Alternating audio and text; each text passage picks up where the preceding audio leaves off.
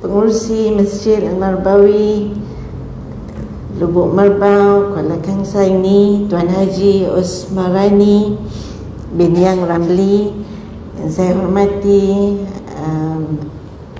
para imamnya, tuan-tuan imam, ahli jawatan kuasa masjid, pegawai masjid. Tak saya lupakan juga terima kasih saya kepada pengurusi majlis, Puan Haji Saniah, Kak Saniah, semua jemaah, Umi, Abah, anak-anak, adik-adik yang dapat datang ke Masjid Al-Marbawi pada malam ini. Assalamualaikum warahmatullahi wabarakatuh. Apa khabar semuanya? Alhamdulillah, bunyi baik betul ya. Alhamdulillah. Umi, Abah, saya sangat rasa bersyukur kehadrat Allah Subhanahu Taala kerana dapat berjumpa dengan Umi, Abah, orang Kuala Kangsar, orang Lubuk Merbau, semuanya pada malam ini. Saya tak dapat nak gambarkan betapa gembira dan bersyukurnya saya, terutama juga kerana dapat menjejakkan kaki ke masjid yang penuh sejarah ini. Ditambah pula dengan usia masjid ini 60 tahun dah. Dan syukur Alhamdulillah dapat juga mengimarahkan masjid ini. Masjid yang juga sempena dengan apa yang dikatakan tadi, bumi persemadian ulama, iaitu Syekh Idris Al-Marbawi, yang saya juga menggunakan kamus Al-Marbawi itu waktu saya di sekolah menengah lagi. Disyukur Alhamdulillah, sama-sama juga kita sedekahkan bacaan Al-Fatihah kita kepada almarhum Syekh Idris Al-Marbawi dan seluruh ahli keluarga kita, Umi Abah, bersempena dengan kita juga berada dalam bulan Maulidur Rasul sallallahu alaihi wasallam ini. Al-Fatihah.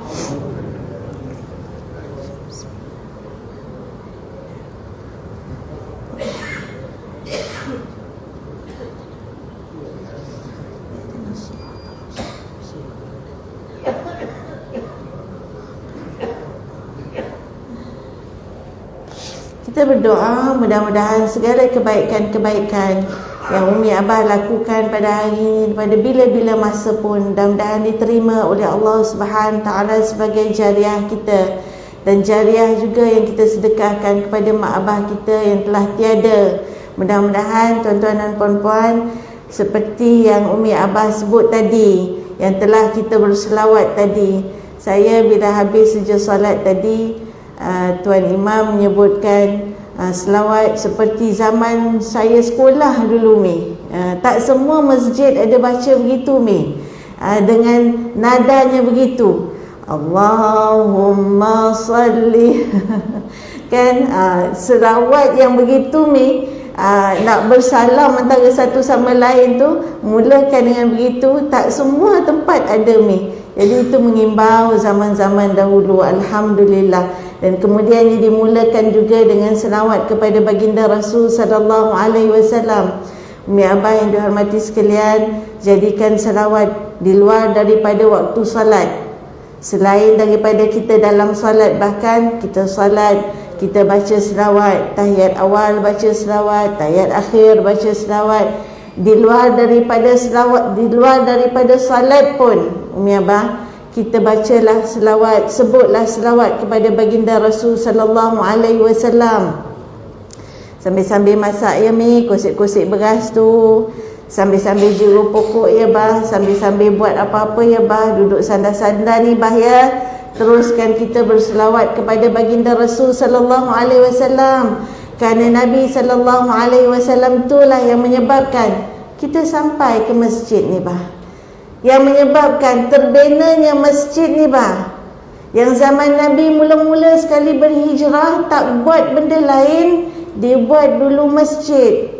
Itu yang kalau kita pergi umrah, pergi haji, kita nak pergi masjid tu, Masjid Quba. Yang ketika Nabi SAW bina masjid tu, Bah, menurut sejarahnya, Umi, Nabi tak ikut jalan biasa. Dia buka jalan baru supaya jejak-jejak kakinya tidak diketahui oleh orang yang nak mengekorinya, oleh kafir Quraisy. Dia buka jalan baru, dia ikut jalan yang tak pernah orang jalan. Susah maknanya. Kalau jalan dah ada jalan, kan senang. Tapi jalan yang tak pernah dilalui orang, itu susah bah. Yang inilah yang kita dapat hari ini, yang telah dibuka oleh baginda Rasul sallallahu alaihi wasallam. Bila berkumandangnya azan Umi Abah, kita juga dengar azan tu. Pasal dalam azan tu juga ada syiar Islam, ada laungan Allahu Akbar, ada laungan Nabi sallallahu alaihi wasallam kan? Alhamdulillah. Dengan sebab itu Umi Abah, bila kita boleh datang ke masjid, bila Tuan Haji Osmarani sebutkan tadi nanti kita nak semarakkan lagi program-program ni, Umi Abah, sayup rasa hati kita. Lama kita tinggalkan masjid ni dulu disebabkan oleh keadaan yang tak mengizinkan. Sekali Allah beri kita nikmat, sekali Allah tarik nikmat tu seketika, baru kita tahu nikmat itu. Nikmat inilah yang disebut oleh baginda Rasul sallallahu alaihi wasallam bah. Sebelum saya nak cerita panjang lagi tentang Nabi ni, bila masuk masjid tak boleh tak ingat baginda Rasul sallallahu alaihi wasallam. Kerana inilah sunnah Nabi sallallahu alaihi wasallam. Di situlah Umi ada jejak-jejak kaki baginda Rasul sallallahu alaihi wasallam.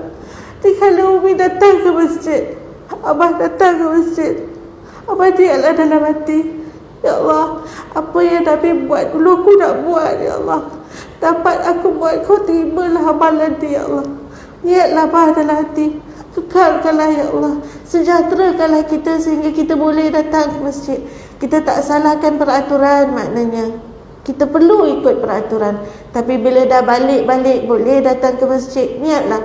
Mudah-mudahan Allah angkat segala malapetaka, segala pandemik, segala susah-susah yang menyebabkan kita tak dapat datang ke sini. Itu yang didoakan tadi lepas salat. Allahumma inna na'udzubika min juhdil bala wa darqis syaqa wa su'il qada wa syamatatil a'da. Minta bah, ya Allah, angkatlah keadaan ini, keadaan yang tak baik kepada keadaan yang baik, sehingga dengan niat bah, diangkatlah pandemik ini, diangkatlah segala kesusahan ini dengan niat dalam hati, supaya aku dapat terus beribadat ya Allah, supaya aku dapat terus datang ke masjid ya Allah, supaya aku dapat dengar majlis-majlis ilmu ya Allah. Inilah majlis ilmu yang ulama Nusantara ni. Syekh Idris Al-Marbawi ni seorang ulama Nusantara. Beruntung tuan-tuan dan puan-puan sekalian, kita hidupkan majlis ilmu ini, majlis yang juga ditentukan, diajarkan oleh baginda Rasul sallallahu alaihi wasallam. Umi Abah, saya kata tadi bila melangkah tapak kaki ke masjid tu, ia adalah apa yang disebut oleh baginda Rasul sallallahu alaihi wasallam kepada para sahabat. Kau nak tak aku berikan kepada engkau 3 perkara yang dengan itu menyebabkan Allah angkat darjat kau, Allah gugurkan dosa kau. Dengan bahasa mudah ya bah Umi, kau mau tak aku beritahu kepada engkau yang dengan itu Allah angkat darjat kau, Allah gugurkan dosa kau? Bala ya Rasulullah. Ni abah, kita belajar juga bahasa Arab sikit-sikit. Naam, bala, dua-dua maknanya ya. Nak ya Rasulullah, maknanya nak. Tapi bila sebut bala ya Rasulullah, maknanya macam orang putih kata not only yes, but yes of course. Yes indeed. Ya, dah tentu ya Rasulullah. Seolah-olah begitulah kalau guna bahasa mudah kita. Siapa tak nak diangkat darjatnya? Bukan di sisi orang ni, tapi di sisi Allah Subhanahu wa ta'ala. Di sisi orang belum tentu diangkat di sisi Allah Subhanahu wa ta'ala. Tapi kalau diangkat di sisi Allah, insya-Allah akan diangkat di sisi manusia. Ingat, yang kita buat ni adalah kerana apa? Kerana nak diangkat darjatnya di sisi Allah Subhanahu wa ta'ala. Maka apa kata baginda Rasul sallallahu alaihi wasallam? 3 perkara tersebut ialah, saya kata jejak-jejak kaki. Kathratil khuta ilal masjid, kathratil khuta ilal masjid, isbagul wudu' 'inda al-makarih, wa intizarul waqf ba'da al-waqf. 1, banyaknya jejak kaki kamu ke masjid. banyaknya kaki kamu jejak ke masjid. Hari ni orang sanggup pakai ni pakai jam jejak steps pakai apps jejak step ni pegang handphone ada apps jejak step, jejak langkah. Orang kita kata jejak langkah ya. Abah buat benda baik nanti jadi contoh jejak langkah kepada anak-anak zuriat kita mudah-mudahan. Umi buat baik ni hari ni, Umi niat mudah-mudahan boleh jadi jejak langkah untuk anak-anak, jadi contoh teladan untuk anak-anak. Kan itu yang kita minta dalam doa kita surah Al-Furqan ayat 78. Rabbana hablana min azwajina wa dhurriyyatina qurrata a'yun waj'alna lil muttaqina imama. Belakang tu jejak langkah. Kurniakan aku, kurniakan kami dengan isteri yang baik, suami yang baik, pasangan yang baik. Maknanya pasangan, kalau kita tengah berniat ni, kita perempuan, suami kita, lelaki, isteri kita. Wa dzurriyyatina, dan zuriat keturunan kita semuanya. Qurrata a'yun, baik maknanya, sedap mata memandang maknanya. Wa ja'alna lil muttaqina imama, dan jadikan kami ni di kalangan kami ini sebagai imam, sebagai contoh, sebagai pemberi jejak langkah kepada orang-orang yang bertakwa. Saya kata mi abah, orang sampai beli jam, pakai apps untuk nak tahu jejak dia berapa banyak step dia. For the sake of health, lagi banyak aku jalan, lagi banyak step aku, lagi sihat nanti badan aku, lagi elok nanti jantung aku. Sampai nak puas tahu berapa banyak step perlu ada satu hari. Sanggup beli, sanggup pakai, beribu nak tahu apa. Not only step, from step boleh tahu heartbeat, tahu gerak jantung, boleh tahu macam-macam lagi. La ilaha illallah. Dalam pada kita pakai ni, kita cakap dalam hati kita, aku tak pernah kira jejak aku ke masjid. Aku tak pernah pula kira berapa jauh aku jalan, berapa banyak aku jalan pergi masjid. Yang aku bising tak dapat parking depan masjid. Kalau boleh aku nak lagi dekat dengan masjid. Apalah masjid besar-besar, parking tak ada. Itu biasa dengar nanti musim bila? Musim nak tarawih, musim bulan Ramadan. Nah, kita kata, Nabi kata orang yang banyak jalannya ke masjid, la ilaha illallah, kita berkata tak perlu kira Umi tak perlu kira kaki Umi lepas ni jalan, tapi Allah kirakan untuk Umi. Ini orang banyak langkahnya ke masjid. Bukan maknanya lepas ni abah parking motor kampung lain jauh sikit.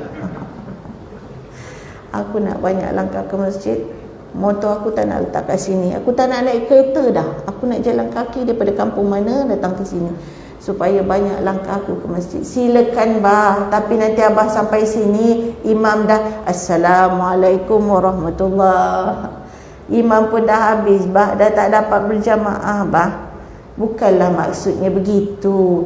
Tak payah kira, tapi cuma nak beritahu je. Kalau yang lain kau sanggup beli jam, kau sanggup beli apps, kau sanggup download untuk tahu berapa langkah kau untuk sihat, tahukah kau bahawa Allah Subhanahu Taala melalui lidah baginda Rasulullah SAW mengajar kau untuk sihat hati kau, dekat dengan Allah SWT, sujud kau kepada Allah akan beri hati kau yang sihat, akan kuatkan iman kau, sedang kau tak perlu kira berapa langkah itu. Yang mengiranya adalah Allah SWT.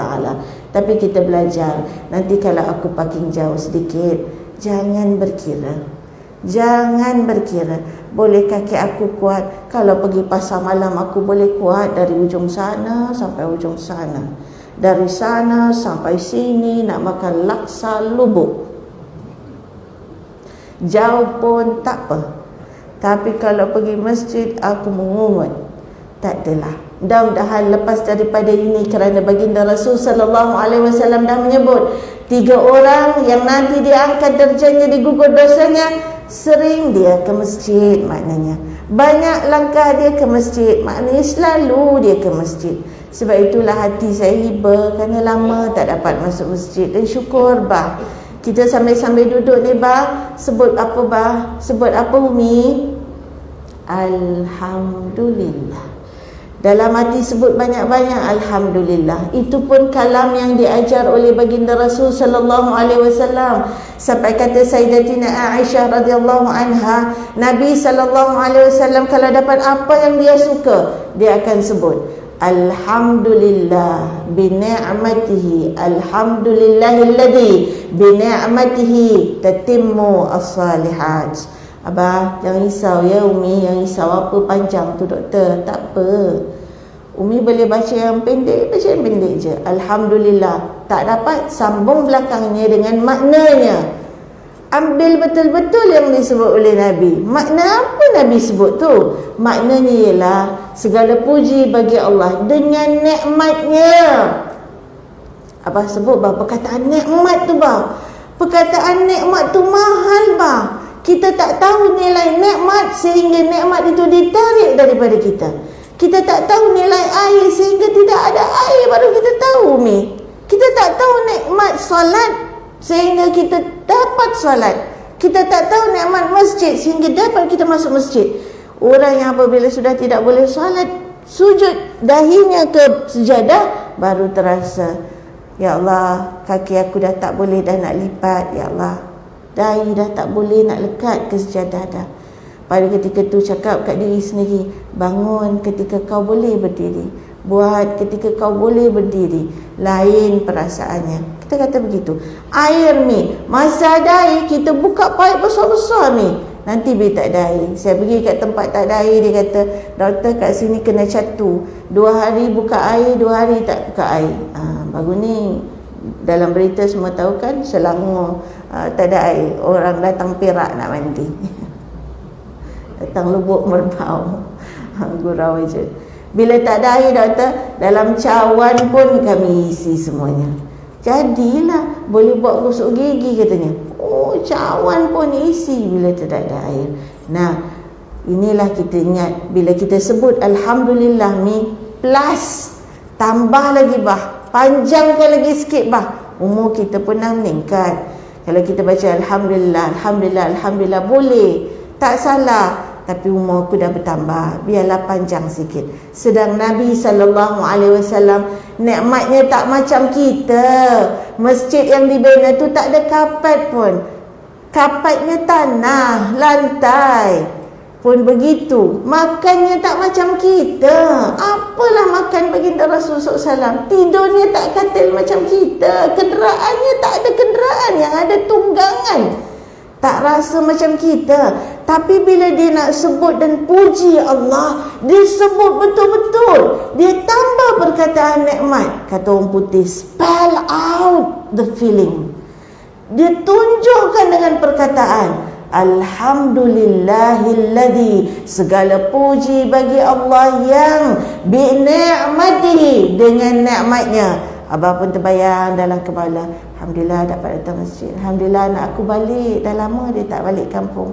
Dapat aku jumpa dia. Bah, ni kita tengah nak cerita berita gembira ni bah. Tentang Nabi SAW ni, berita gembira ni. Bushra. Ya ayuhan Nabi. Kata Allah SWT, Inna arsalnaka syahidan mubashiran wa nadhira. Kamu diutuskan sebagai saksi yang juga sebagai basyirah, bawa berita gembira. Abah nak balik aja pun dah gembira bah. Terbayang nikmat bah. Dapat anak balik, Alhamdulillah nikmat. Dapat tahu aja boleh rentas negeri. Ya Allah, gembira. Segala puji bagi Allah dengan nikmatnya. Sebut nikmat ni, terbayang kat kepala nikmat. Dan hari ni, malam ni yang kita bayang nikmatnya adalah, aku adalah umat Nabi Muhammad sallallahu alaihi wasallam. Dengan nikmat menjadi umat Nabi Muhammad sallallahu alaihi wasallam lah. Ni salat berjamaah, ni beri salam ke orang, ni dapat belajar, dapat sikit cari ilmu. Ini yang dikatakan bahawa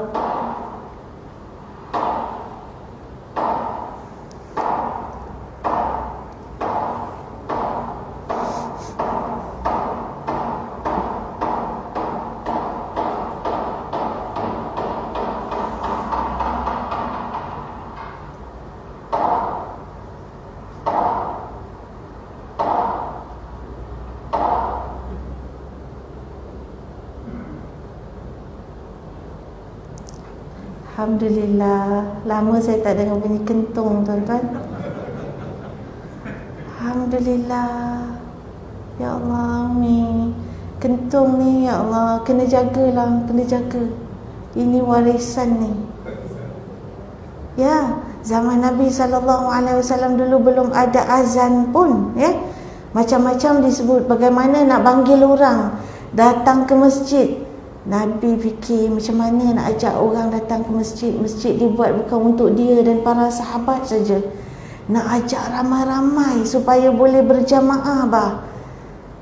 Ya Allah, kalau kat kampung kadang-kadang kentung ni bunyi banyak-banyak kali ni. Kalau sekali bunyi kuat sekali begitu, itu panggilan ada rumah terbakar ni. Kalau dikentung tong tong 2 kali gitu, ada orang kematian katanya. Kalau dikentung 3 kali tu, laju tu, itu ada Tok Imam nak kahwin 3. Gurau je ya bah. Bukan imam sini bah, gurau aja ni. Baik, balik tadi nak katakan bahawa Nabi SAW bila dapat nikmat disebut, kalau kita tak ingat bacaan yang disebut di lidah baginda Rasul sallallahu alaihi wasallam yang diriwayatkan oleh Sayyidatina Aisyah radhiyallahu anha, alhamdulillahilladzi bi ni'matihi, dengan nikmatnya. Jadi abah-abah lepas ni Umi kalau sebut alhamdulillah dalam hati sebut, dalam mulut di lidah pun sebut dengan nikmat Kau ya Allah. Berita gembira Kau bagi aku jadi umat Nabi Muhammad, dapat aku datang ke masjid. Syukur alhamdulillah, anak boleh rentas, yang lama tak jumpa boleh dapat jumpa. Bacalah macam-macam dalam kepala kita itu. Kenapa? La in syakartum la azidannakum wa la in kafartum inna azabi lasyadid. Salah satu bentuk syukur mudah. Lidah dulu. Ni bentuk syukur. Kalau lidah pun dah berat, macam manalah kita? Dan sebab itu sebutlah begitu. Sehingga Nabi kalau dia ada tak selesa pun, tadi dia selesa kata Sayyidatina Aisyah, yang kita tengok dalam kitab Syama'il Muhammadiyah. Dan Nabi kalau antara perkara yang dia gembira, dia selesa makanan, ada makan yang dia suka, maka dia baca alhamdulillah alladzi bi ni'mati tatimmus shalah. Kalau ada yang dia tak selesa, dia manusia biasa ni abah, macam kita juga. Dalam hidup kita banyak yang kita tak selesa, ada yang kita tak suka, macam-macam perasaan kita. Jangan main. Kadang-kadang anak kita masak nasi, Umi kan, nasinya terlembik, yang nasinya tak boleh turun dekat senduk, kena ketuk dengan tangan, tak turun nasi. Asal nasi tu lembik. Mak terus boleh melenting tau, abah boleh terus melenting tau. Kau dah anak 3 masak nasi pun tak pandai, padahal lauk dah penuh atas meja ni. Ikan bakar dah ada, sweet sour dah ada, tom yum dah ada, kailan ikan masin dah ada. Macam dekat restoran.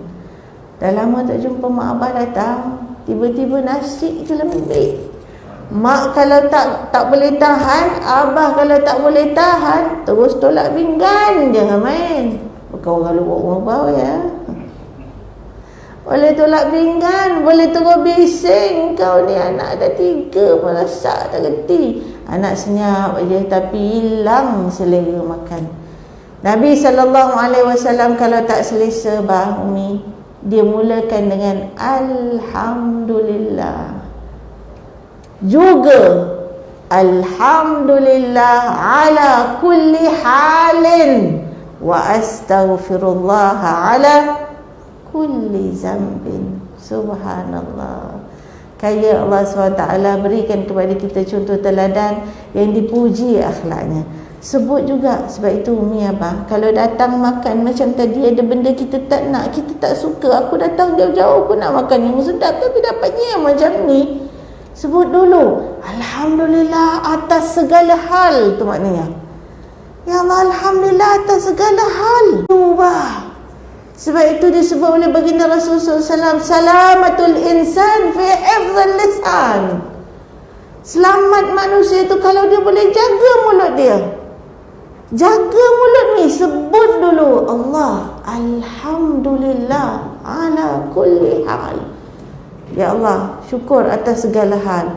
Wa astaghfirullah ala kulli zam. Aku minta ampun ya Allah atas segala dosa. Yang dapat pahala siapa?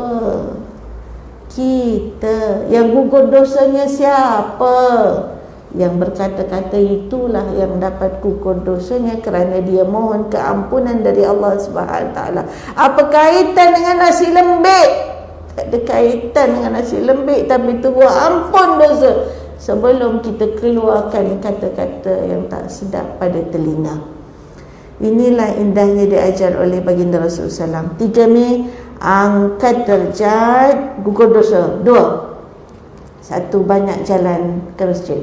2, laju je Mi Abah, dah bunyi kentung ni tak tahulah, saya kena berhenti kot sekejap lagi saya berhenti boleh ke Umi Abah? Okey, larat, tahan. Yang keduanya adalah isbagul wudu' andal makarih. Orang yang suka mengambil wuduk walaupun dalam keadaan yang susah. Nabi SAW dan para sahabat tu susahnya apa kalau ambil wuduk? Air tak ada, air susah. Nanti satu wuduk untuk 4 waktu.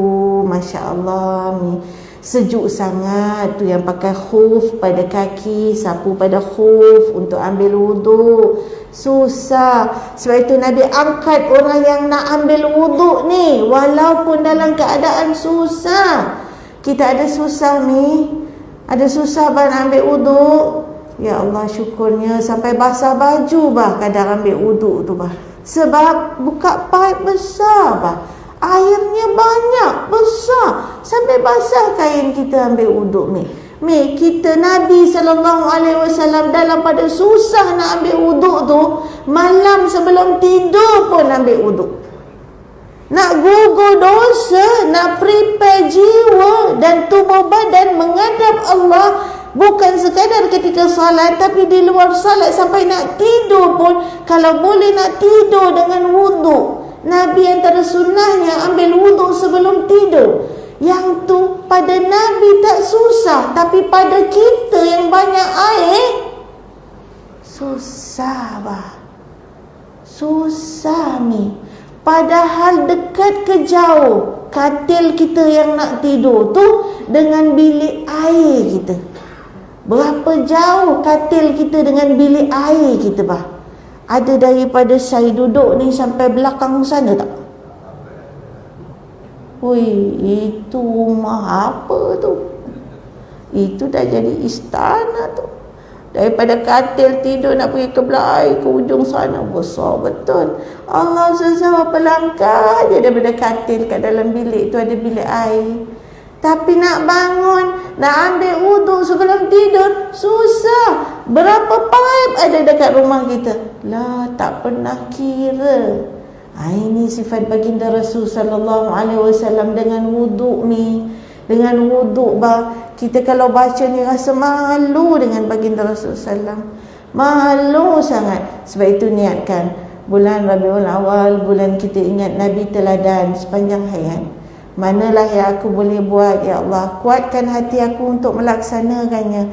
Tak dapat tiap-tiap malam, cubalah satu malam sebelum tidur, seminggu sebelum, 1 minggu sekali dalam seminggu. Cubalah letak niat dalam hati. Saya tak cakap kat Umi Abah, saya cakap kat diri saya sendiri.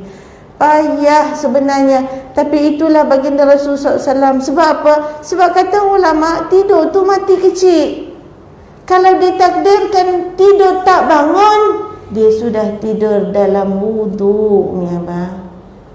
Begitu kalau kita kata baca qul sebelum tidur, mak abah kita kan kalau nak tidur cakap baca 3 qul sebelum tidur. Ini juga diajar oleh baginda Rasul sallallahu alaihi wasallam. Mak abah kita kata baca 3 qul.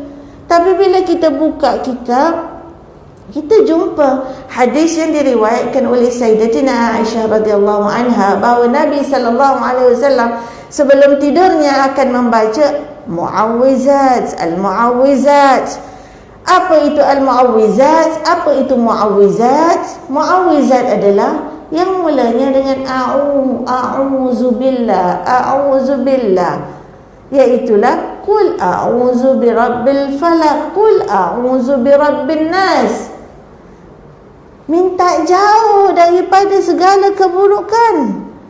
Nak selamatkan diri kita dan jiwa kita daripada godaan iblis, godaan syaitan dan segala bagai. Mak abah kita kata 3 qul. Mana 3? Itu baru 2. Yang ada a'udzubillah, jauhkan aku, jauhkan aku. Yang terakhir adalah qul huwallah, dikahwinkan dengan 2 qul tadi. Sebab apa qul huwallah? Sebab nak mengesakan Allah Subhanahu wa taala. Bila kita sebut kita cinta kepada baginda Rasul sallallahu alaihi wasallam, ya bah, sebenarnya cinta kita itu sampai terus kepada Allah Subhanahu wa taala. Samalah seperti apabila kita berselawat kepada baginda Rasul SAW yang memberikan pahala kepada kita, yang gugurkan dosa kita, yang angkat darjat kita, yang disebut oleh baginda Rasul SAW, man salla alayya wahdan sallallahu alaihi ashran, atau kama qala, siapa selawat kepada aku sekali, Allah selawat ke atasnya 10 kali. Yang berikan darjat, yang berikan rahmat, yang berikan berkat adalah Allah Subhanahu wa taala. Nabi menyampaikan, tapi yang memberikan adalah Allah Subhanahu wa taala. Sebab itu dalam 3 serangkai tadi, bukan 3 serangkai, kecil manis, darah tinggi, apa satu lagi bah? Mahir sangat nampaknya bah. Bukan 3 serangkai yang ni. Abah ingat 3 serangkai ni bah. Umi ingat 3 serangkai. Aku sebelum tidur aku kena baca 3 serangkai. Apa 3 serangkai? Baca. Mudah-mudahan jauh daripada segala-galanya. Qul huwallah, qul a'udzu birabbin nas, qul a'udzu birabbil falaq. Itu dibuat oleh baginda Rasul sallallahu alaihi wasallam yang tadi dah ambil wudu, yang tadi dah menghadap kiblat, yang tadi dah baca 3 qul, dengan tangannya dia ambil, dia sapu muka dia dan tubuh dia. Jom buat malam ni. Sapu muka dia, tiup pada tangan, sapu pada badan. Sehingga ulama bincang, itu hembus pada tangan, nak hembus macam mana? Nak berapa kuat hembusannya? Termecik-mecik sampai ni oi. Tak, sekadar-kadar menghembus sahaja. Sapu pada badan. Maka ditanya, jauh mana, sampai mana nak sapu tu? Sampai tangan boleh sampai, kata ulama. Sampai tangan boleh sampai. Pasal bila abah dah baring, Umi dah baring, Umi baca, Umi sapu, setara mana tangan Umi boleh sampai? Boleh sampai ke perut lah. Kalau Umi rajin, Umi bangunlah sikit, sampaikan ke hujung kaki. Kalau tak, sampai mana boleh sampai? Itulah yang dilakukan oleh baginda Rasul sallallahu alaihi wasallam, bukan sekadar wuduk nak menghadap Allah. Bacaan yang menunjukkan dia yakin kepada keesaan Allah Subhanahu taala dengan 3 qul tadi tu, 3 serangkai tadi diraup pada badan dia. Ini yang diriwayatkan oleh Sayyidatina Aisyah radhiyallahu anha, termasuklah apabila baginda Rasul sallallahu alaihi wasallam berada dalam keadaan tidak segar, tidak sihat. Kalau kita tak sihat, itu juga kita baca, minta dijauhkan, jangan ada dalam fikiran kita perkara-perkara yang tak elok. Bukan bermakna tak pergi jumpa doktor, pergi jumpa doktor, makan pil 3 serangkai tu, makan. Jangan kata tak nak makan, makanlah segala ubat-ubat tu. Tapi dalam pada itu kita minta Allah pelihara kita, pelihara iman kita, pelihara diri kita. Tiup tiup bah, hembus bah, sapu kat seluruh badan. Ada umi kita yang sakit kat kampung, ada abang kita yang tak segar. Nanti kalau kita balik, kita bacakanlah. Kalau orang tak tahu, apa ni, abah nak meninggal dah ke? Kau tiup-tiup, kau sapu-sapu abah ni, nak meninggal dah ke dia? Bukan. Kat mana doktor nak tahu cerita ni? Kat mana nak baca ni? Cuba buka kitab Syama'il Muhammadiyah oleh Imam At-Tirmizi atau At-Turmizi. Buka bab perkara-perkara sunat yang dilakukan oleh baginda Rasul sallallahu alaihi wasallam sebelum tidur. Cuba buka. Nanti akan jumpa cerita ni. Di situlah kita belajar tentang teladannya baginda Rasul sallallahu alaihi wasallam. Jadi tuan-tuan dan puan-puan sekalian, yang kedua yang saya nak cerita tadi adalah ambil wudu. Umi kejap-kejap nanti kemar-kemar rumah pukul 10, pukul 11 kadang badan melekit kan Mi. Nanti Umi mandi. Lepas mandi, ambillah wudu. Walaupun Umi tak solat zuhur lagi. Walaupun Abah tak solat zuhur lagi, kejap-kejap Abah ambillah wudu bila sesuai. Dalam hati niat aku nak sentiasa memperbaharui wuduku. Manalah ketahu apa-apa jadi dalam diri niat, kalau apa-apa aku nak pergi dalam keadaan aku telah berwudu. Kita tahu ke Mi bila ajal kita? Abah, kita tahu ke bila hayat kita nak tamat Tak tahu kan Iza jaa ajaluhum la yastaqdimuna sa'atan wa la yastakhirun. Nabi dah ajar cara selamatkan diri sebelum kita belajar cara pakai shield lagi cara pakai SOP lagi. Nabi ajar macam-macam SOP, macam-macam cara shield, iaitu nak jaga diri kita, pegangan akidah kita, pegangan kita kepada Allah SWT, selamatkan diri kita daripada godaan iblis dan syaitan. Antaranya selalu kerap ambil wuduk. Bayangkan ketika ambil wuduk tu, kalaulah ini wuduk aku yang terakhir, kalaulah apa-apa jadi padaku, biarlah aku dalam keadaan suci, dalam keadaan bersih, nak menghadap Allah SWT. Kalaulah boleh, niatkanlah dalam hati. Kalau tak dapat hari-hari, sebab apa boleh, aku nak buat sunnah Nabi SAW pada bab berwuduk ni. Kalau dapat malam ni kita cubalah. Kalau tak, kita rasa malu pada diri sendiri. Termasuk saya yang bercakap ni. Sebab saya rasa tak senang nak melakukannya. Ya, mudah-mudahan apa yang saya sebut ini menjadikan saya orang yang boleh melakukannya terlebih dahulu. Yang ketiga, saya habiskanlah 3 perkara ni ya kemudian kita tamat. Boleh gitu? Oh, boleh benar nampaknya tak? Alhamdulillah. Faham ya sekarang musim SOP ya Umi ya. Kita sekadar itu dulu. Dan yang ketiganya apa? Yang ketiganya intizarul waqt ba'dal waqt. Tunggu antara satu waktu dengan satu waktu yang lain. Alhamdulillah pada malam ini kita dapat tunggu waktu, dapat tunggu maghrib tadi, dapat tunggu isyak malam ni, sambil tunggu dapat dengar sedikit halwa telinga untuk menambahkan lagi kesyukuran kita dan muhasabah diri kita ya Rupanya orang yang tunggu antara satu waktu dengan satu waktu ni, Allah angkat darjat dia. Tunggu waktu ni bukan maknanya nanti subuh tunggu sampai Zuhur, mana tak balik-balik. Umi nak makan pun tunggu Abah tak balik-balik. Sejak dengar maulid 60 tahun Masjid Al-Marbawi ni lain macam nampaknya. Daripada Zuhur tunggu ke Asar, tak balik-balik. Duduk kat situ, tak buat benda-benda lain. Jangan bukan itu maksudnya tunggu waktu tu sampai tak buat benda lain, bukan Alangkan sahabat yang namanya Abu Umamah duduk dalam masjid bukan pada waktunya pun Nabi tanya, Abu Umamah kenapa kau duduk dalam masjid bukan pada waktunya? Kita ingat orang duduk dalam masjid bukan pada waktunya, alim dia ini. Kan bagus iktikafnya lama. Bukan senang-senang nak jadi begitu. Rupanya bila Nabi tanya, itu menunjukkan kau harus bangun, kau harus kerja, kau harus buat sesuatu.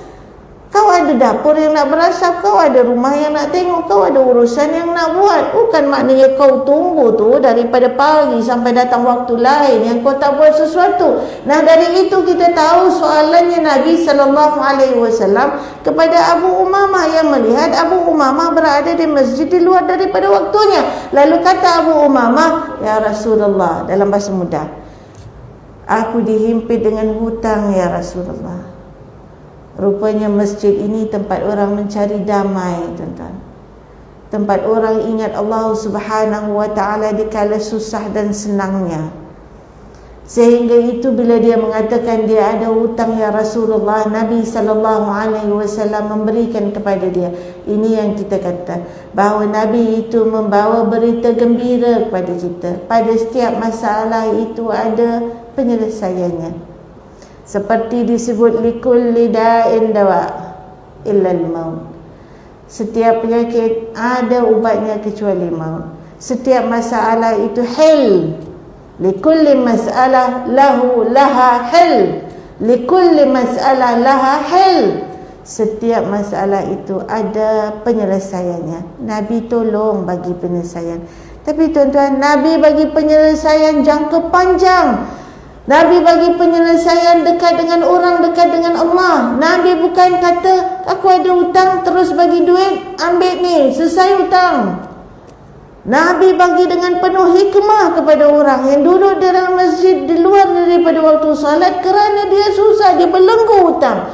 Itu yang Nabi bagi di dalam hadis yang meriwayatkan bahawa baginda Rasul sallallahu alaihi wasallam mengingatkan kepada Abu Umamah untuk membaca Allahumma inni a'udzubika minal hammi wal hazan wa a'udzubika minal ajzi wal kasal wa a'udzubika minal jubni wal bukh wa a'udzubika min ghalabati ad-dain wa qahri rijal. Umi Abah, walaupun Abu Umamah itu datang ceritanya itu kerana hutang, kerana dia dibelenggu hutang, tapi Nabi bagi penyelesaian tidak. Kalau dalam bentuk doa pun dimulakan dengan Ya Allah, ya Tuhanku, jauhi aku daripada hutang. Umi, kita tahu kita tidak boleh menjauhkan diri kita daripada hutang. Umi Abah ada yang tak ada hutang? Weh, dah tak ada susah, semua dah habis bayar. Dah habis sekarang. Dulu kita ni memang ada hutang, tapi maksudnya jangan sampai dibelenggu hutang. Orang Melayu kata hutang keliling pinggang. Tak mampu pun nak berhutang. Orang kata ukur baju badan sendiri. Itu maksudnya. Tapi nak cerita tadi, Nabi SAW kan doa tu panjang. Ada 8 benda dalam doa tu. Tapi di mana hutang?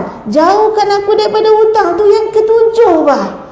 Bukan yang pertama. Nabi tak sebut jauhkan aku dulu daripada hutang. Tapi Nabi sebut yang pertama.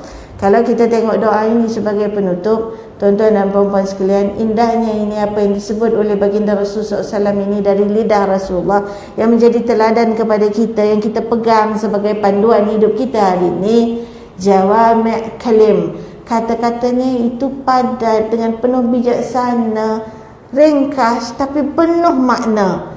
Apa disebut di dalam hadis tersebut? Doa Abu Umamah ibarat begitu untuk kita katakan, Ya Allah, ya Tuhanku, jauhkanlah aku daripada hammi wal hazan. Ini dibahagikan. Hari ini kan kita kalau cakap ada kluster-kluster ni kan. Dalam doa ni Abah, seolah-olah Abah ada 4 kluster dalam tu dengan 8 varian. Ini semua 8 varian dalam 4 kluster doa Nabi ni. Semua kalau ada boleh menyusahkan dan merosakkan manusia. Inilah yang kita belajar daripada doa Nabi, yang kita ambil. Mudah-mudahan kita tak ada benda tu. Kalau ada, ingat balik, kuatkan. Ini dalam doa tadi yang tuan-tuan puan-puan Umi Abah pun berdoa lepas solat tadi. Apa dia kluster-kluster tu Kluster pertama, hammi wal hazan. Variannya adalah hammi wal hazan. Jauhkan aku daripada keluh kesah, sedih yang tak bertempat, yang berterusan. Elakkan dua ni. Ini Abu Umamah tengah sedih, tengah keluh kesah, tengah gelisah, duduk situ dalam masjid. Nabi kata, hindarkan diri kamu daripada dua perkara ni. Asyik-asyik mengeluh, asyik-asyik bersedih. Memang manusia sedih ada, tapi jangan berpanjangan sampai kau lemah nanti. Elakkan dua ni, sebab dua ni boleh menyebabkan timbulnya dua kluster lepas tu. Dia menjangkit dua ni, dia pergi kepada varian yang ketiga dan keempat, iaitulah ajzi wal kasal. Bila kau lemah, bila kau sedih, kau jadi malas, badan jadi lemah. Betul tak ni? Kalau fikiran kita tak tenteram, jiwa kita tak tenang, badan kita pun jadi lemah bah. Bila kita lemah, kita malas nak buat apa-apa. Aku rasa nak tidur je, aku rasa nak baring je, aku tak larat rasa, tak ada mood rasa. Sebab itu kena lawan. Kalau kita malas pula, berterusan malas, memang badan akan lemah ni. Kalau diikut-ikutkan malas, tak jadi apalah kita bah. Bukan maksudnya bila abah penat kenduri, bila abah penat buat macam-macam program, besok abah bermalas-malasan lah kat rumah. Pasal hari ni abah dah penat. Yang tu tak apa, itu rehat. Tapi kalau dah rehatnya panjang sampai jadi malas, kita terus malas, badan kita jadi lemah. Ini penyakit yang kluster yang kedua, lemah dan malas. Wa'udzubika minal ajzi wal kasal, wa'udzubika minal jubni wal bukh. Jauhkanlah aku daripada jubni wal bukh, iaitulah rasa kikir dan bakhil, takut, pengecut. Jubni, takut, pengecut, tak berani nak buat apa-apa. Orang yang bakhil. Al-bakhil ba'idun minan nas, ba'idun minallah, wa qaribun minan nar. Na'udzubillah. Orang yang bakhil jauh daripada orang. Orang tak nak. Haji bakhil, kedekut tak hidung masin, orang tak nak dekat. Jauh daripada orang, jauh daripada Allah, dekat dengan neraka. Na'udzubillah min zalik. Minta jangan bakhil, minta jangan pengecut. Ni varian yang ketiga, ke-6, ke-7, ke-5, ke-6 dan yang akhir sekali. Abu Umamah ceritanya duduk dalam masjid tadi, di luar waktu salat, pasal hutang. Barulah yang ke-7, wa a'udzubika minal ghalabatid dain wa qahrir rijal. Macam mana kau nak bayar hutang kalau kau mengeluh je, kalau kau sedih berpanjangan, kalau kau lemah, kalau kau malas, kalau kau pengecut, tak berani nak cuba sesuatu yang baru, kau nak meniaga, kau nak buat apa, kalau kau bakhil, kalau kau ada ni semua, barulah cerita. Jauhkan aku daripada cengkaman lingkaran hutang. Buanglah 6 tu, nanti kau boleh bangun, baru kau boleh lepaskan diri kau pada varian yang ke-7, virus yang ke-7 ni, iaitu lingkaran hutang yang tak mampu dibayar, yang bila kau berhutang, ghalabatid dain wa qahrir rijal, kau akan ditekan oleh orang. Senang orang tekan kau pasal kau banyak hutang dengan dia. Kau nak tengok dia pun kau takut. Kalau dia lalu jalan ni, kau takkan lalu jalan ni, kau akan lalu jalan lain. Dia boleh buat macam-macam kepada kau. Tengok kalau orang berhutang dengan Along lagi lah takutnya. Habis. Kita dah tidak ada harga diri kerana kita berhutang sehingga tak mampu untuk menyelesaikannya nanti. Na'udzubillah. Jadi tuan-tuan dan puan-puan, umi abah yang dihormati sekalian, yang akhirnya diangkat darjat, digugurkan dosa yang disebut oleh baginda Rasul sallallahu alaihi wasallam, iaitulah solat pada awal waktu.